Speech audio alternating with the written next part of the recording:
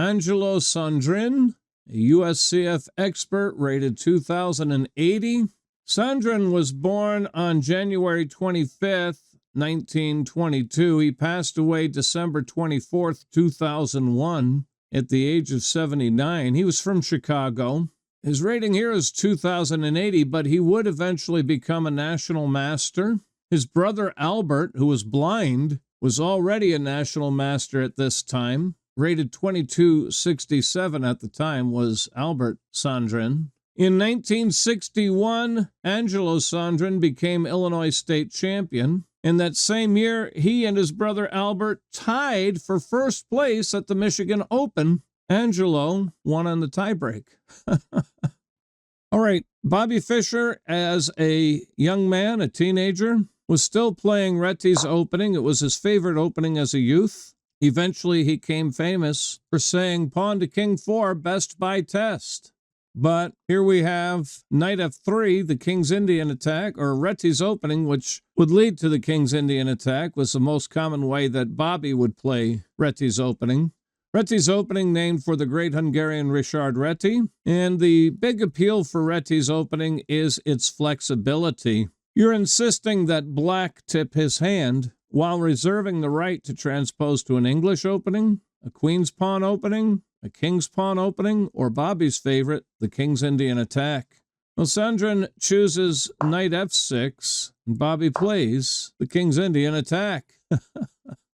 b6 we don't see too often. It's a queenside fianchetto type of variation, so bishop g2 and bishop b7. Now castles and pawn c5. Pawn d3, pawn d5, and the queen's knight comes to d2. Here Sandrin leaves the openings book and plays knight c6.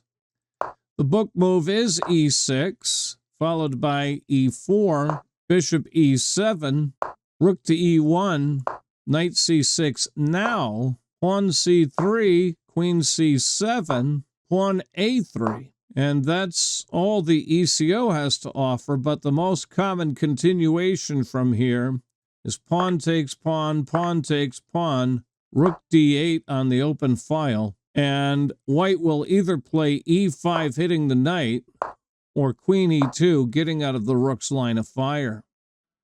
Let's go back. Knight to c6. Pawn e4 from Bobby Fischer, now pawn e5. e6 is the usual move here, and it is given the green arrow, e5 given the question mark. This is the most commonly played move in this position. Well, e5 is answered by pawn takes pawn, knight takes the pawn. And look at the eval bar already showing white clearly better. And the main reason, ladles and jelly spoons, is this uncastled king. And I want to reemphasize this to my two students in the chat room. Valerie loves Cody in particular. We just had this conversation earlier this evening. Get that king castled. I know you want to hear the song. Castle your king behind your pawns. That's where he loves to be. Castle your king behind your pawns, he'll be safe from the enemy. Do not move your pawns in the beginning, except to get your bishops out of bed. Do not move your pawns in the beginning, get all your other pieces out instead. And rise and shine, wake up those sleepy heads, get those lazy pieces up out of bed. Rise and shine, wake up those sleepy heads, get them into the board. And which part of the board? The center of the board will yield a sure reward. So move your pieces toward the center of the board, because it is from there you can move anywhere. So move your pieces toward the center of the board. No, I made that song up years and years and years and years and years ago. Don't forget, I've been teaching children for most of my coaching career. And children respond to Mother Goose Chess. All right, so we're going to see this become a problem for Angelo Sandrin. C4 hits the knight, And the knight retreats, or I should say escapes, to b4. Super attacking and discover attacking this backward d-man. But now the emphasis on this open file where the king stands as a juicy target. Bobby plays knight takes the pawn. Double exclam. Double exclam. Say, but he could just take your knight. Well, he did take the knight. That's the wrong move. You've got to get this bishop on the e-file and get your king castled. He took the knight. That's detrimental. Number one, I'm getting the bishop with a hit on the rook. But more importantly, I've got a pin I can play against the knight. Bishop took the bishop. Rook went to the b8 square, and the bishop retreated. He played to g2. I don't know why you would play to e4. The bot is out of its mind. The entire point of bishop g2 is now rook to e1 is a winning move. So ignore the bot here. I can't imagine why you'd block this file when that knight is waiting to be pinned. Bishop e7 now played. Bobby with knight f3. Knight takes knight check. Queen takes the knight. Really, I prefer bishop takes the knight here, as does the bot. Bishop takes the knight, and the threat here now, we're controlling these, and the big threat is to play the bishop to f4 and hit that there. What a big, strong threat that would be. So, I don't know, he'd have to castle, and I guess he'd have to block here. But Bobby with queen takes f3. Queen takes by Bobby Fischer. Queen takes the d-man, queen takes the d-man. I thought white should try queen g4 here. That hits here. If he castles, then you can just kick this knight away, and all looks pretty good for white. But he went ahead and traded. Knight takes queen. Rook d1 puts the question to the knight. Rook d8 defends the knight. Bishop c6, Checosaurus Rex. King f8. Now bishop to e4, attacking the pinned knight. Well, it's only soft pinned. That's defended, isn't it? Knight takes the bishop right here, and the queen's rook takes the knight. Now rook d4 pretty much compels a rook trade. Rook takes rook, pawn takes rook, and we get a rook bishop against rook bishop endgame. Black has made a passed pawn, but it's an isolated passed pawn, so it's going to be hard to hold on to. c5 here, quite an interesting move this. I'm really curious about this move from Fischer. The bot indicating rook d1, that's quite a move. I was thinking just, you're in the endgame, get your king central. Let's see what we get here. A star. First rule of the endgame, activate your king. Well, c5, curious looking move, and pawn takes the pawn. Oh, because b4, yeah, Yeah, now it makes perfect sense. I don't know where my brain was. The point of c5 is to open this file. This is just shows how good Bobby Fischer really was to come up with these brilliant ideas. And bye-bye c-pawn, and now I've got a passed pawn. King d7, rook c4, immediately punctuating the effectiveness of his maneuver. Now c6 is called for by the bot. That would compel the king to go to c7. And then I might just play rook b1 and come up here. All right, let's come back. Oh, let me see what the bot thinks about rook b1. Star. Oh, yeah.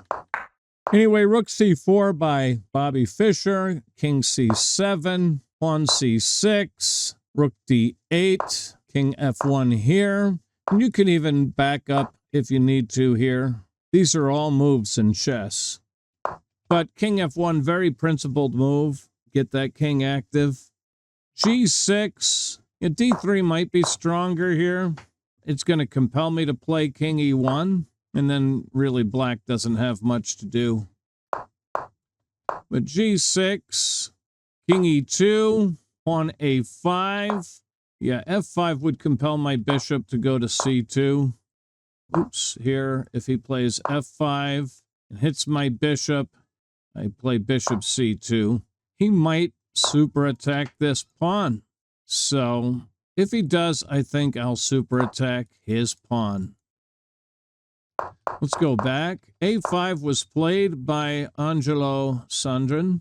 And king d3 super attacks the pawn. F5 now. Bishop g2. Bishop b4. Now Bobby goes ahead and takes the D-man. Overpower, baby. 2 attackers, 1 defender. Huh. The bot didn't like that. I loved it. Well, because of this, I gather. I don't know. Well, rook takes the rook here.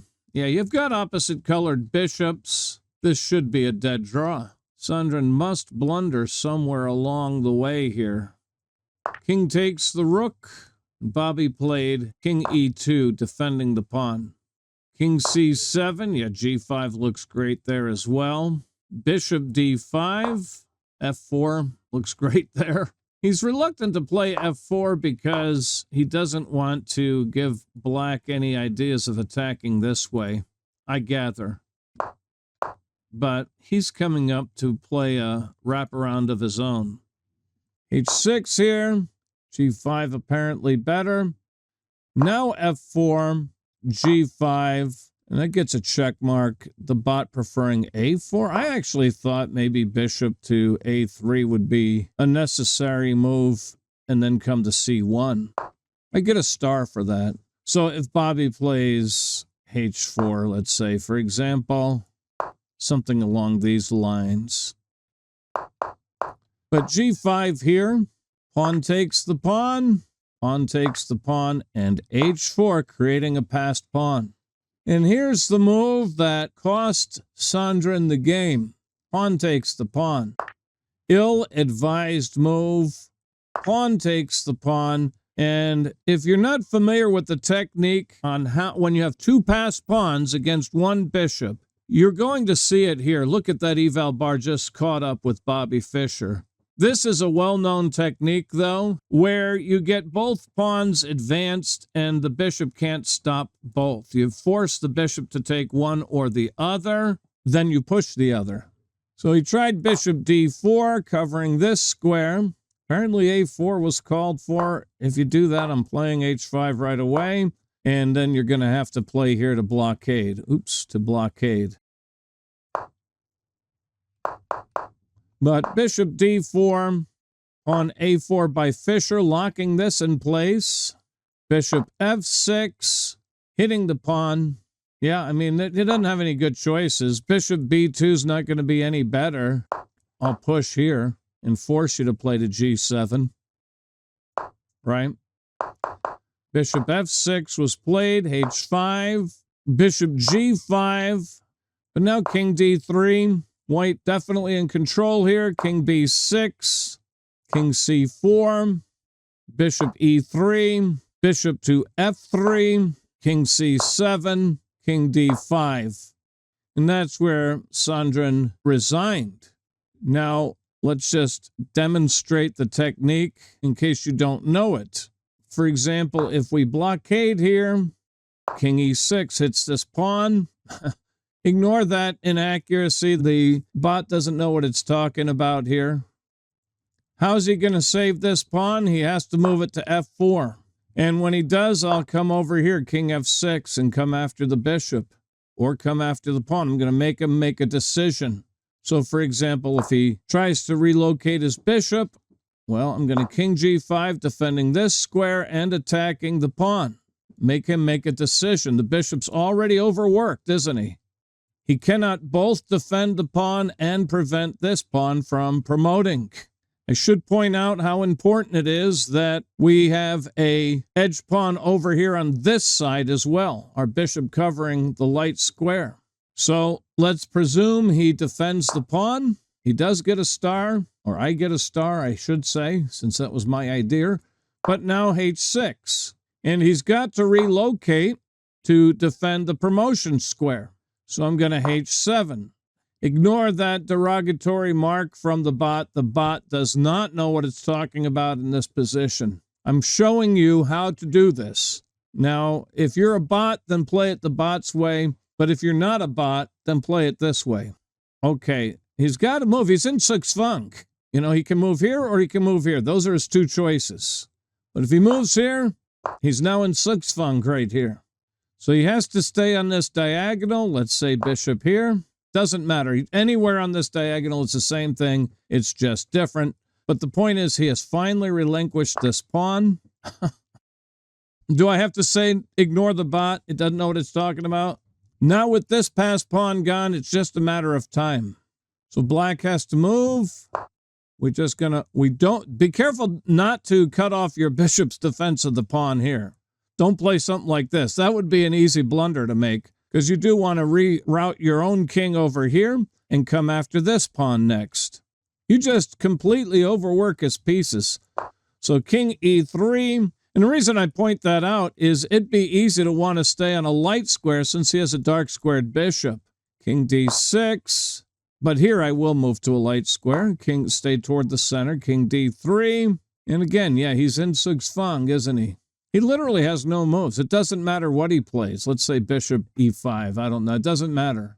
Anywhere along here, or I chose here because it looks at this square and keeps an eye on this square. And I'm doing this to illustrate the point. The point is now king c4, king e6 to come over here to try to stop this pawn. He wants his king to stop one pawn and the bishop to stop the other. But he's too slow. King b5. Say king f7. Now's the time. The bishop is overworked. It cannot control both of these squares. I'm going to threaten to promote here, and if you take it, I'll promote that one, and if you don't, I'll promote that one. That's the illustration and the technique I wanted you to see. Bada bing, bada boom. So hopefully that was helpful to you, and you've learned that technique. A very valuable technique to know.